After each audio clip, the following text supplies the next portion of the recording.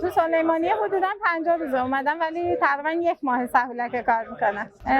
روزا که تو بازار کار میکنم، شبا فقط میام دست فروش. اینجا که کار خوبه، ولی شبا بیشتر به خاطر پول اقامت هم میام، چون پول اقامت هم سنگینه، مجبورم برای پول اقامتم کار کنم.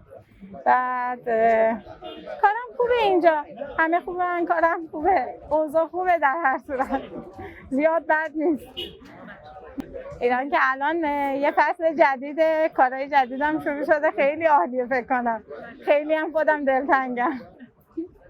خوبه ایرانه، حالا هر کسی یه سلیقه داره دیگه. سلیقه من این بود که از اونجا بیام بیرون، اینجا رو دوست داشتم، خیلی سال دوست دارم بیام، بعد اینجا رو انتخاب کرده بودم برای اولین جایی که بیام.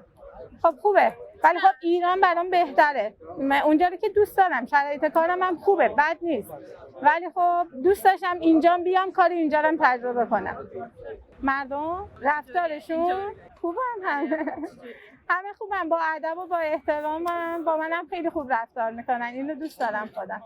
به عنوان یه خانم که وایسادم، اکثرا میان میگن درود به شرفه، تو یه خانومی داری کار میکنی، دختر با شرفی هستی، اکثرا اینجوری با هم حرف میزنن. خودم هم دوست دارم، احترام میذارم به کسی که داره کار میکنه، کاسبی میکنه، احترام میذارن، اینش خیلی خوبه.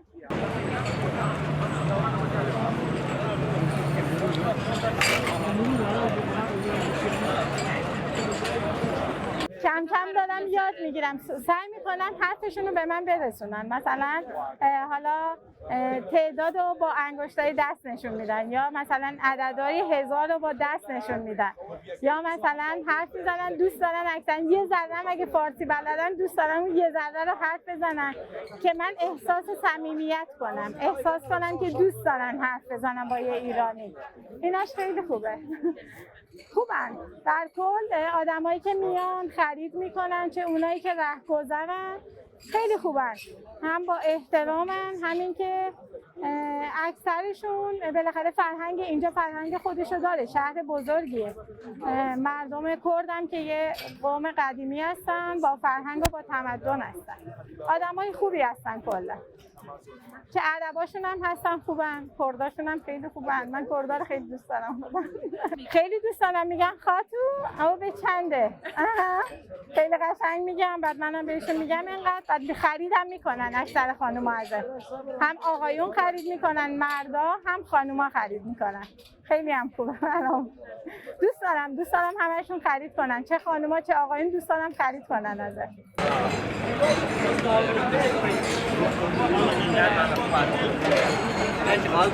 پول اینجا خوبه، ولی خزینه هم خیلی زیاده، خرجم خیلی زیاده. ما هزینه‌مون خیلی زیاده اینجا، پول در میاد ولی هزینه‌م زیاده، باید زیادم خرج بکنیم.